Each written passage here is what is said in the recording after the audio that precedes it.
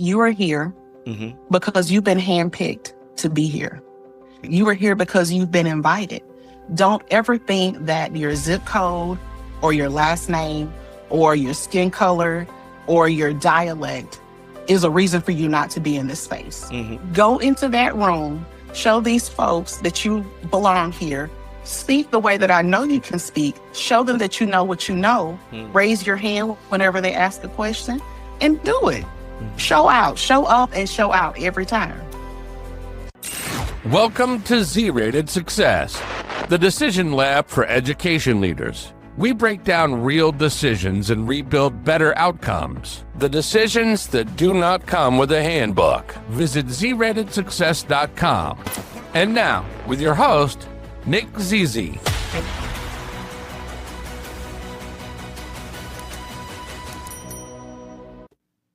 Hey, what's going on, everyone? I am super duper excited today to have Dr. Simmons. Welcome to Z-Rated Success. I'm glad to have you on the show. Thank you so much, Nick, for the invitation. I'm really honored to hop on and talk with your listeners. I'll give them a bit of insight about myself as well as about the work that I've done here in Dougherty County.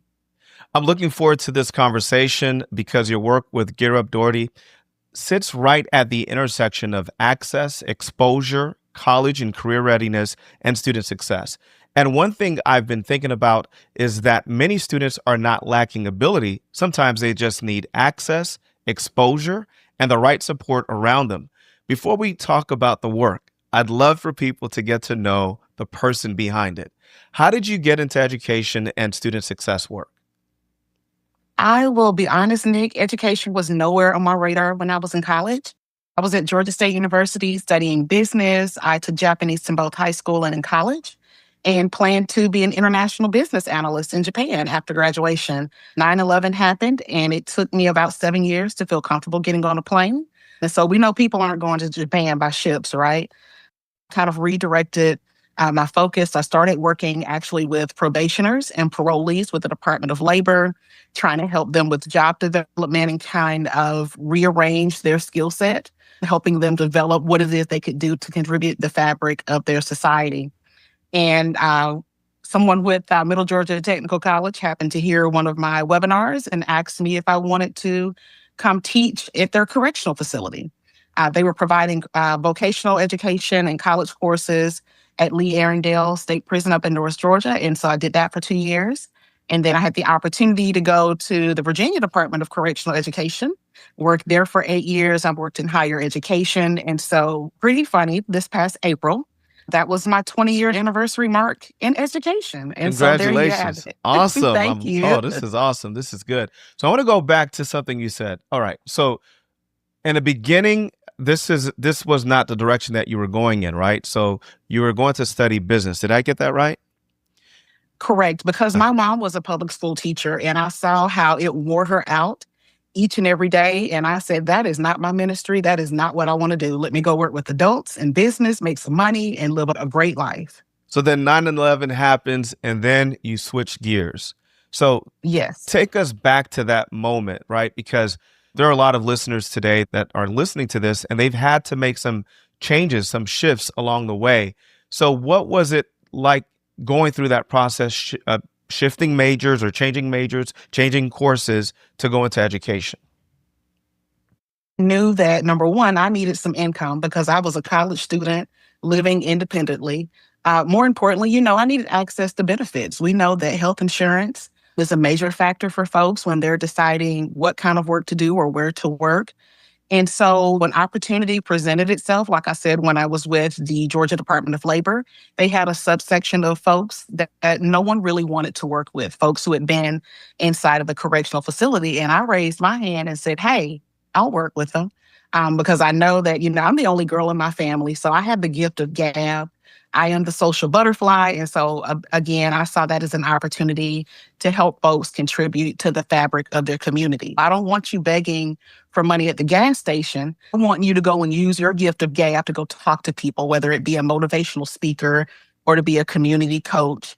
And again, just helping folks kind of identify what it is that they're good at and how we can connect them with employers to get them back on the right track. This is good. So Gift of gab. So you say you have the gift of gab. When did you discover this? When did you realize that? Oh, more than 40 years ago, I'll tell you that. Again, just growing up, I'm the middle child, I'm the only girl. And so trying to persuade my parents or persuade my siblings or friends to do things, whether good or bad, just, coming in with some information, coming in with a smile, ready to share, ready to get feedback and say, let's go do X, Y, and Z. I've used my gift of gab over the last 20 years in education to build and sustain partnerships, whether with institutes of higher education or nonprofit organizations. Again, just trying to bridge that access and make sure that the folks who need a space in that room can be in that room and be seen and be heard. So how did that shape the way you lead today? Wow. And so working with the GEAR Up grant in our community, we served about 2,100 students. And so folks who don't know Dougherty County, it's impoverished. More than half of our students live at or below the poverty line. Mhm. And so for a lot of our students, going somewhere other than to school or maybe to church, that's new for them. So we have students who've not been to Walmart, who've not been to the other side of town. Hmm. We had students on our first field trip to Fort Valley State University who had never been on the interstate. And so to have a sixth or seventh grader ask you, what road are we on now? Like, baby, this is Interstate 75. What's an interstate? And so just helping shape students and help them understand you're more than your family name. You're more than your zip code. If you have an idea, if you like to use your hands to create things, let me put you in a space with people who can help shape and mold you and allow you to become the person that you are. Hmm. Now, for listeners who may not fully understand the work, I'd love for you to paint the picture. And you've started doing that. So I want to just go a little bit deeper here. So what is GEAR Up Dougherty, and what are you helping students prepare for? So GEAR Up is a federally funded grant funded by the U.S. Department of Education with a goal of ensuring that cohort students are prepared to enter and succeed in education after high school. And so we know that a four-year college is not for everybody. And so whether that student wants to do a two-year college or do the technical school or go to the military or get a quick certificate and go directly into the workforce, all of the services that we provide, whether it's college test prep, college testing, leadership development, drone technology, STEM programming, all of those resources, particularly college tours, we provide to our students and their families at no cost. So imagine the opportunity that you're a student who comes from an income-suppressed community, and both you and your parent are able to get on a bus and go visit a college campus that's 3, maybe 4 miles outside of your community. That's a reality for a lot of our students, that they probably won't go any further than the college here in our town, which is okay. But if you have the opportunity to step outside of your community, gain some knowledge, interact and network with other folks who don't look, worship, or speak like you do, and then bring those skills back to your community, that's just a really great way to diversify the work that we're doing here and to grow. And what I really love about GEAR Up is the fact that you're exposing the students to more opportunities, right? Different schools, colleges, different people. And with that comes greater expectations. Now, are you seeing that in your students when they travel, when they go to these other colleges outside of town? How does that look? How do they react? How do they respond with that? So I'll start by saying, for example, taking our students, most of whom are Black, to the campus of a PWI or to the campus of an HSI, Hispanic Serving Institution, has been unique and both interesting. Number one, because I want them to understand that the world is more than just the folks who are in classes with or in their community with here at home. I want them to be able to engage with folks, again, learning more about their community, about their culture, learning how to move and navigate through this work, even if moving and navigating means learning how to code switch. And I know that I've had to do that multiple times in my career. But again, just helping them to understand it's okay to befriend and to work with folks who don't look like you, worship like you, speak like you do. Because again, it's all about diversity and just being able to contribute to the fabric of your community. And so I've really appreciated those opportunities for students to go up and talk to kids on a college campus and ask them, what has been your experience? What do you like most about being on this campus? Is it your dormitory situation? Is it the dining hall? How are the faculty? What's it like getting up on your own without having your parent to tell you at 6:30 a.m. it's time to get up? And so, again, it's just those opportunities to put our students in those spaces so that they have the opportunity to ask those questions to determine if college, and particularly that campus, is a good fit for them. So let's think about the educator who says, you know what? I mean, why do we need programs like Gear Up, or why do we need to do all of this other than just simply telling our students just go to college? What's the difference? What difference does it really make? I would say that academic preparation as well as emotional preparation is important to know whether college is a good fit for you. Four-year college was the best fit for me. I'm not the first in my family to go to college. And so having those conversations with my parents, I knew that a four-year university would be the best fit for me. But for some of our students, they don't know because there's no one in their home or in their community who has that college experience who can say, yeah, you're going to love going to the dining hall because you can go as many times as you want every day. Or you're going to have to get up on your own, or you don't have to have an 8 a.m. class. And so it's so important for programs like Gear Up to provide these exposure opportunities, but also to make sure that our schools are laying the groundwork so that our students are successful, making sure that they're taking the PSAT at an earlier age, as opposed to in the state of Georgia, they take it as 10th graders. But in our county, through Gear Up, our students took the PSAT for the first time as 8th graders. And so our district made state history in 2020 because we are the only public school system in the state of Georgia to administer the PSAT to 8th graders.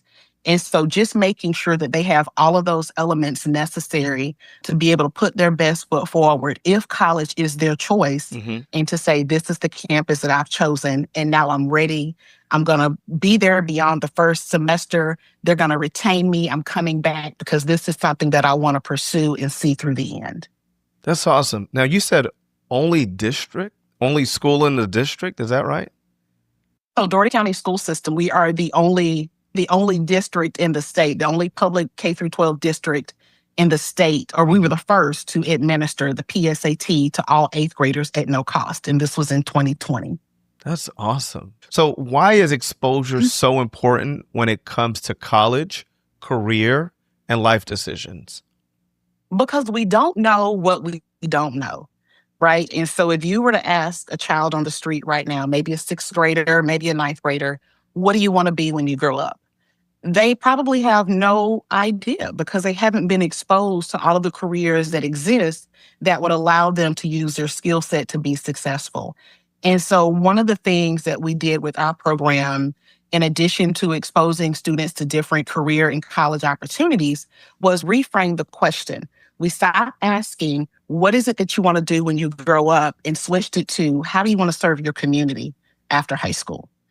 And for us, it made the question more personal to a student. So for example, if they're living, with a grandparent, because we know grandparents are raising a lot of children these days, raising their grandkids, and they see that their grandparent is suffering from diabetes, that student has a personal attachment to that because they don't want to see their grandparents suffer. And so asking them, how do you want to serve your community, could result in, I want to be a nurse, or I want to be an outreach educator, or I want to work in endocrinology, or I want to work in a research lab because I don't want anyone's grandmother to suffer the way my grandmother has from diabetes. So in addition to exposure opportunities, it's also important that we frame the question in a way that a student says, this is what I want to do, even if I don't know what the title is, but this is how I want to serve my community. So reframing the question, right? So community, how do you want to serve the community? Can you tell us of an experience, or perhaps a student, when you reframed that to them and you said, how do you want to serve the community? How that's changed for them? What changes did they make? What did you see? I'm so glad you asked that question. I love to talk about this particular student, Akila. I talk about her anytime I have an opportunity to talk about why it's so important to listen to student voices. And so the summer before her ninth grade year, she participated in a video game development workshop that we paid for, and I asked her for her feedback to determine whether we should bring this full scale to our program. And she said, it was cool, but that's not what I want to do. Okay, Akila, what is it that you want to do? And she said, I want to be a cosmetic scientist. Well, here I am with a whole PhD. I had no idea what that was. And so I had to go to Mr. Google and ask. And for your listeners tuning in, a cosmetic scientist is anyone who makes a product that goes on your body. So toothpaste, makeup, skincare, shampoo, lotion, all of those things. They formulate it in a lab, a pharmacist would. And so I said, okay, cool. Let me do some research. And we found that the University of Toledo, which is in Ohio, is the nation's only university that offers an undergraduate degree in cosmetic science and formulation design.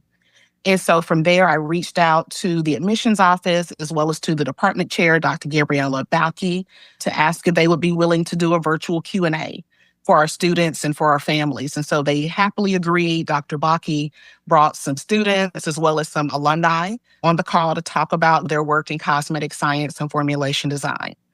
And so a few months down the line, Akila comes back to me and says, Dr. Simmons, I still want to learn more about cosmetic science. Can you reach out to Dr. Balke to see if there's anything I can be doing on my own to better prepare me? Sure. And so Dr. Balke said, hey, how about we do a virtual lab with your students? And so she told me to recruit some teachers. I recruited a science teacher from each of our 3 high schools. We invited students to stay after school. We bought the products, and our students learned how to make hand soap. So right? cool. What a valuable tool to have. And so that was such a great experience. And so a few months down the line, the college reached out to me and said, we are taking our pharmacy camp back to in-person status. How many students do you want to bring? Wow. That blew my mind. We're in Wow. South Georgia. We're a tiny community in South Georgia. And they reached out and said, how many kids do you want to bring? And so the first summer, we took 9 students and a parent, including Akila and her mom.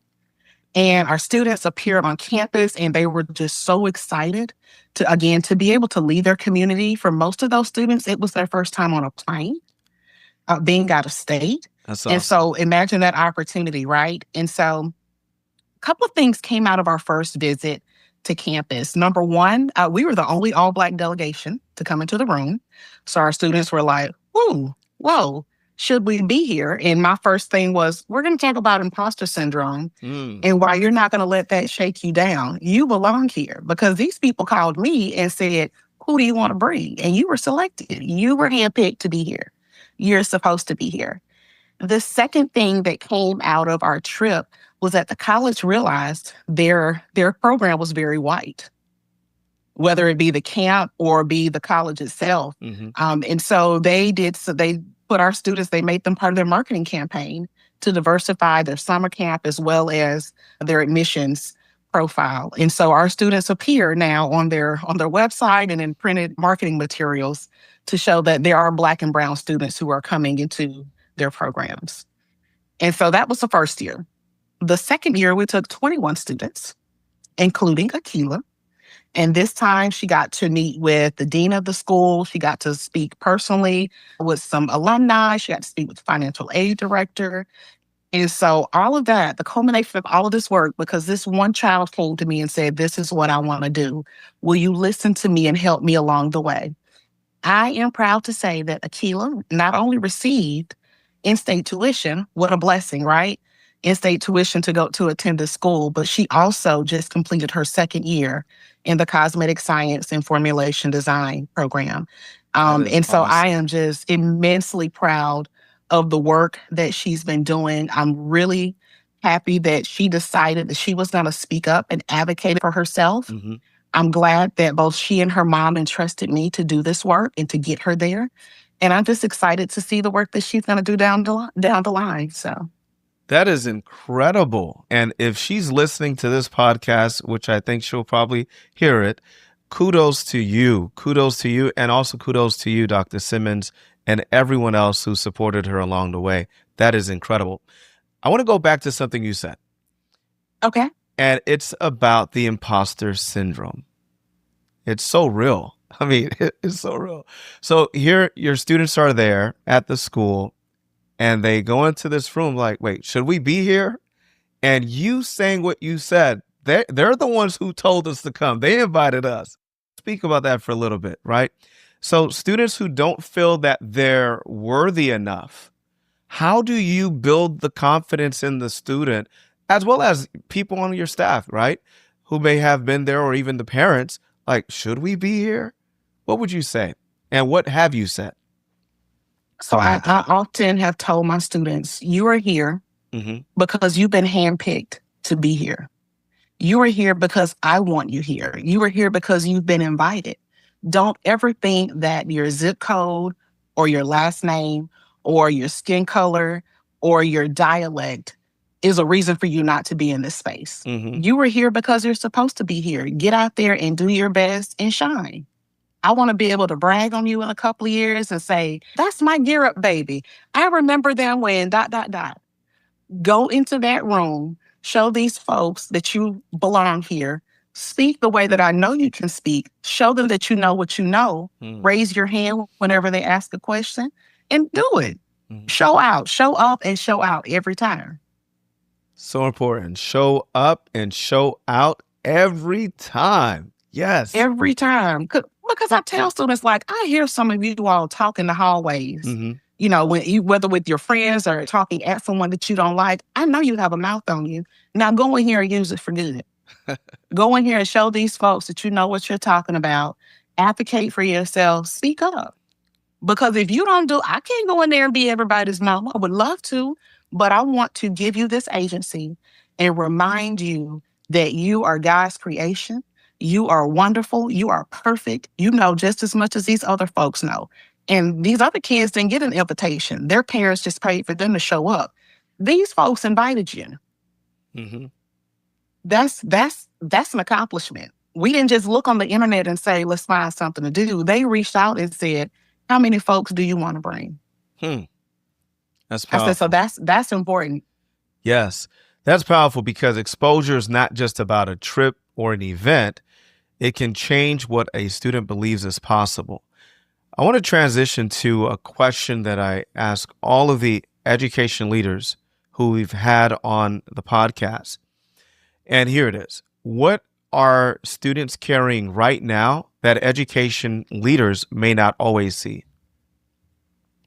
I will tell you, when I listen to some students talk, they are holding on to things that I never had to hold on to as a child. You know, whether it's they're working because they have to help their parents pay the light bill, or they have to put food on the table, or they're babysitting younger siblings, or, you know, it bothers me that a student will say, you know, Dr. Simmons, I really want to go on this trip, but my mom has to work and no one's going to be at home to watch the kids, or I want to come to this workshop after school, but I have to do X, Y, and Z. And so for those in-person opportunities, I'm the first person to say, hey, you know what? We're going to provide a meal. Let me see if I can find someone to provide childcare, and you and your siblings can come. Because it's so important that you be in the room to hear this information. I don't want you to miss out on something and feel left behind because I didn't do all I could to make sure you were in that room. And so I constantly ask students and parents and families, what can we do to get you to say yes, to make sure you and your student are in this space, because it's so important. It's so important. It is. And what should leaders stop assuming about students? I would say probably stop assuming that you have the answers. And I'll say honestly, again, I'm not a first generation college student. I did not come from an income suppressed family. And so a lot of the situations that students are sharing to say why they can't do something or why they don't know about something, I have no idea how to connect with that. The only thing I can do is listen and try to help that student brainstorm some things that we can do to make it possible for them, but certainly not going into that situation telling them, well, you ought to do this, or you ought to disobey your parent and stay after school anyway. No, why would I tell a student to do something that's going to get them into trouble at home? But again, helping them brainstorm some ways like, if we can't do this, can we do that? Is this an option? Let's get mom or dad on the phone or grandma and ask them, is this an option? What can I do to help get you to a yes? Because I don't want you to miss out on this opportunity. You're way too smart to miss out on these nuggets of wisdom that are being handed out. And it's so important that you be there. That is powerful. And just knowing that I don't have all the answers and what can I do to get you help. That is, and I hope everyone's getting this, right? I hope everyone who's listening to this interview is getting that. So let's continue here. When we talk about student behavior, right? Oftentimes educators do not see the burden behind the behavior. They don't see the burden behind the behavior. So when you think about burden, what should leaders pay closer attention to? I would say probably getting the student one-on-one and just asking them, hey, what's going on? And I'll give you an example. We have a student who was part of a psychological program within our high school. He was getting treatment during the day, but he was acting up for his teachers.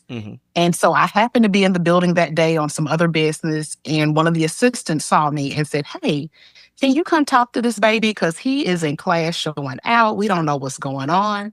And as soon as I stepped to the door, I mean, he just got quiet. He sat back, and I was like, come here. Come on, we're going to have a come to Jesus meeting. Come outside and talk to me. What's going on? Who's bothering you? Because Dr. Simmons will go after somebody who's bothering you. And it kind of loosened the mood for him to just break down and say, I'm having this issue at home with my grandmother. And she's telling me I got to do this, this, and that. And I don't want to do this, this, and that. And I'm just having a hard day. I said, well, your grandmother's not in the room with you. So why are you taking it out on these nice people? Because I know you wouldn't talk to me like that. Why are you talking to them like that? And I said, the only reason why you get to go on trips is because I talk to these teachers to make sure you're at a good place to go somewhere with me. But if you're acting up like this in the classroom, I won't take you to the front door of your school, let alone put you on a school bus. So you tell me, what do you want to do? And he looked at me with tears in his eyes and he said, can we go call my grandmama? I just want to talk to her, and I want you to talk to her too. Come on, let's go talk with her. But first, you turn around, you apologize to your teachers, and you apologize to your peers, because no one deserved to be a victim of what you just lashed out with them at. That no one deserves that. And so he did apologize. He came out and gave me a hug, and we walked to the office and we called grandmama. And what did grandmama say? She said, Dr. Simmons, I know you love this boy like he's your child, but he's going to take a bath every day. Grandmama, I did not know that was the argument that y'all were having. And I looked at him, baby, you got to take a bath. You can't walk around here smelling like a barnyard animal. You know that. Just get in there and take a bath. And he said, oh, I just feel so embarrassed. You should. You are 16 years old. Your grandmother is telling you to take a bath, and you were just leashing out hell on her and everybody else because if you don't take a bath. Take a bath. Oh, wow. Okay.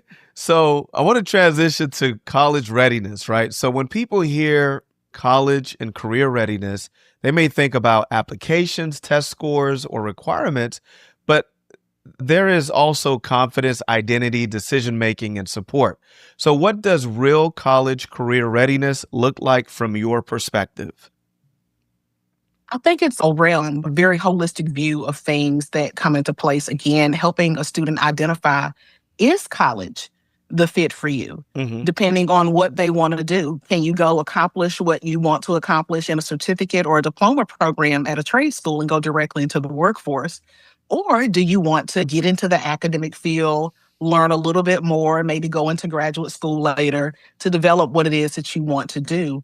And so helping them identify if college, what college, helping them look at locations, whether a small, medium, large size institution, whether they want to stay close to home, go far away, helping them talk about the dormitory situation, right? So for kids who are growing up at home and they have their own room, you may be sharing a room, you may be sharing a community bathroom, but asking all of these questions, being able to help them identify when conflict arises, that we can't go in there and knock if you buck.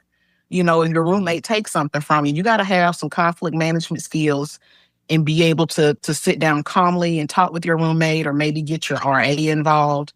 Just helping them realize that college is a really holistic view of the world, making sure that you can interact and engage with people in a respectful and professional manner, and making sure that you're going into the classroom and you're doing the work and you're not letting Chat GPT or Claude do your work for you, because the last thing you want to do is pay money to go to somebody's college and fail out because you told Chat GPT to write your paper. That's a hard thing to discuss with students. But also helping them understand that there are resources on college campuses. So while I won't always be there to answer all of those questions, there are folks who are on your college campus who want to see you succeed, who want to make sure that you make it down the line and you walk across stage. So go talk with these folks. Even if you're going into the library to ask questions, who do I talk to about this? Find someone on that campus that you can resonate with, that you trust. It can be someone who works in the dining hall, and say, hey, Miss Judy, I'm having a problem with this particular class. Do you know who I can go talk to? And so just having them realize that everybody on a college campus who works there, their job is student success. It doesn't matter if they are fixing the AC unit, if they're the maintenance man, if they are the president's secretary. Everyone on that campus is in the business of making sure that you succeed. So go find someone and ask them a question, and keep asking questions until you get to the answer that you want. So for the educator, how would they convey that message to their students? Because the students are there. They may not think that everyone on campus is there for their success. So how would educators do that? Just paint the picture for us. What else would they do? So with our program, we had a series of college transition workshops. And so, of course, they're listening to college professionals talking about their role on college campuses. But after that, I would follow up with students to say, okay, let's do a scavenger hunt. Let's look at the college of your choice. And let's say that you have a question about your student account. Maybe you're expecting some refund money. Which office on your campus would you go to ask for help? And so having students walk through that process, not just telling them about it, but making them go look up the answers. Like, here's your notebook of resources. Go ahead and work on that now, so that when you get there, you know how to ask these folks questions. And I've taught my students very well, always ask questions. I don't care if you think you know it all. There's something that you don't know. Go ask a question. Don't sit there in the corner and act like I didn't teach you how to ask a question.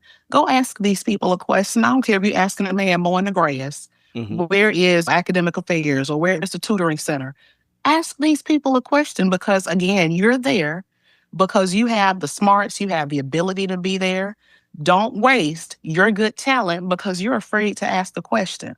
And you can sit at home and play 20 questions with your mama all day, and wonder why she's asking you to do something. Go play 20 questions with these folks who get paid to make sure that you are successful on that campus. Ask questions. Super, super duper important. Now, how can adults help students think through those decisions? Since this show is about decision making, helping educators and students make better decisions, when we think about all of the decisions that students have to make on campus and off campus, how can we adults help our students make the right decisions? I always ask students, if there's something that you want to do, why is it? Why do you want to do that? Why do you think that decision makes sense? I'm not telling you it doesn't. I want you to walk me through your reasoning, because you may have a little piece of information to help you make that decision that I don't even know about. But I want you to process it, write it out, and then I want you to speak it out loud to see, does this make sense? And we're going to brainstorm through it together. And so if I find a gap, I'm going to say, well, hey, what about X, Y, and Z right here? Because you want to make sure that you're not leaving this particular viewpoint out. But for me, it's in terms of preparing students for the real world, I don't want to give them all the answers. I want them to do a little bit of the work. Show me that they're invested in that work, have them walk through it. And then if I see some gaps, just kind of, doing a little pitch hitting, asking these questions, well, what about this? Because I just want them to be in a place where they feel comfortable advocating for themselves, speaking up, and that they have some sense of direction when they get on a campus.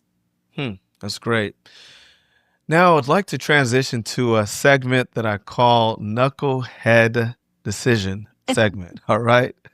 So it's not about embarrassment. It's not about, rather, it's about the lesson.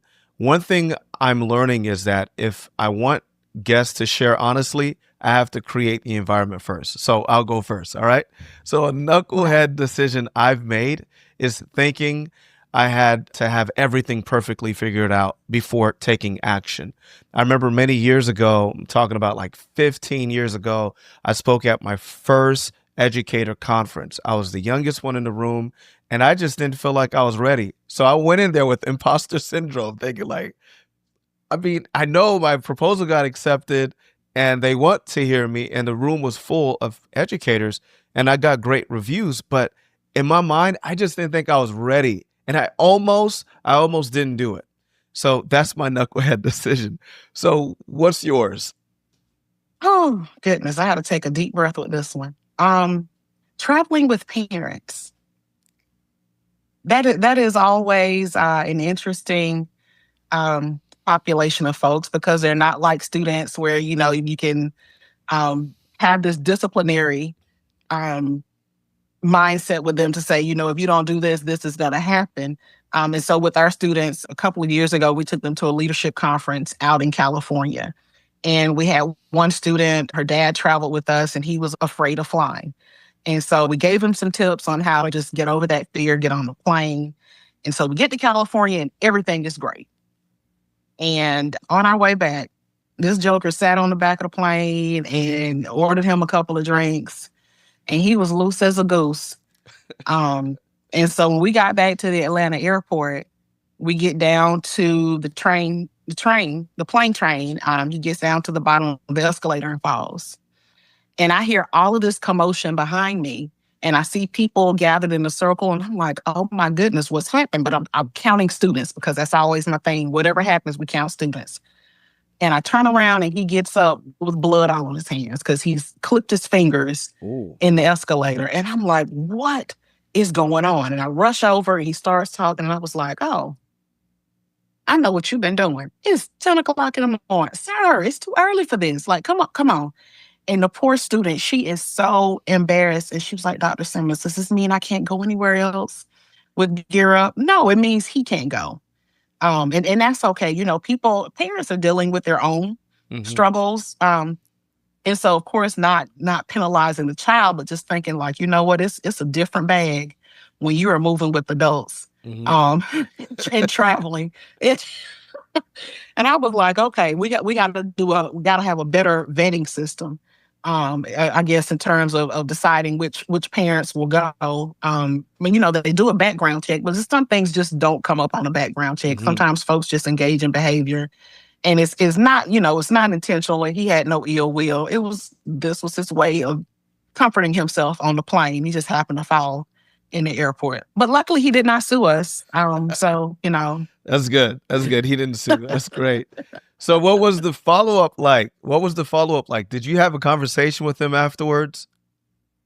So I ended up having to take this student and her parent home because they did not have transportation. Oh. And so on the drive home, he was just crying. He was upset. At this point, he had sobered out. But he was very embarrassed and just wanted to, over apologize. And I'm like, it's okay. She's going to continue to travel with us and engage in the work because it's not her fault. But here's a number of an organization I think you should call. I think it would be helpful for you to kind of walk through some things that you're dealing with and talking to these folks, because you don't ever want your behavior to cast a shadow on your child. You want to make sure that she has every opportunity possible and that you get the help that you need. And it's okay. Everybody everybody was kind of shocked at first. I said, but I'm not upset with you because you're an adult. Now, if that had been your child, the conversation would look very different. Yeah. But please, get help. It's okay. Just ask for help. So important. Let's move on to another segment that I call lightning round. All right. So I want to Okay. move into a short lightning round, and you can answer with a word, a sentence, or whatever comes to mind. So here we go. All right. One word students need to remember about their future. Advocate. One thing every student should experience before graduating. Hmm. Traveling outside of their zip code. One thing education leaders should stop assuming about students. That bad students don't deserve help. Hmm. One decision that can change a student's future. Hmm. Asking a question. One quality every good leader needs. Listen. One message you want students to remember. I am your biggest advocate. Go out into the world and be great. One message you want education leaders to remember. Celebrate every achievement that your student makes, no matter how small. Love it, love it, love it.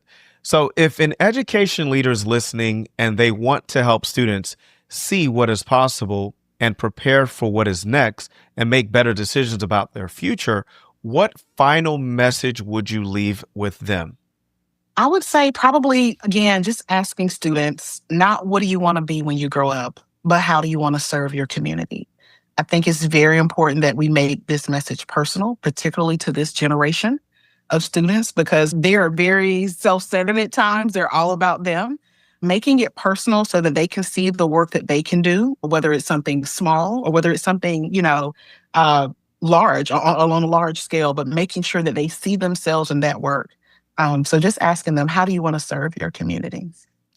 Dr. Simmons, thank you for your wisdom, your leadership, and the work you're doing with students. Where can people connect with you or learn more about GEAR Up Dougherty? So GEAR Up Dougherty is still going. District has received a new grant. However, it will be under the direction of a new director, as I am stepping back into a role on a campus of higher education. And so you can find me on Facebook, on Instagram, Alana Simmons. Connect with me. Let's help students be great. That's awesome. Thank you again for being on Z-Rated Success. I appreciate the work you're doing, and I know this conversation will be helpful for education leaders who are thinking about access, exposure, and better outcomes for students. God bless. Thank you. Thanks for listening to Z-Rated Success. If you enjoyed this episode, follow the show and leave a quick review. To connect with today's guest and get the free Decision Lab Toolkit, visit zratedsuccess.com. To bring Nick's Decision Lab keynote or training to your campus, district, or conference, visit nickzizi.com. See you next time.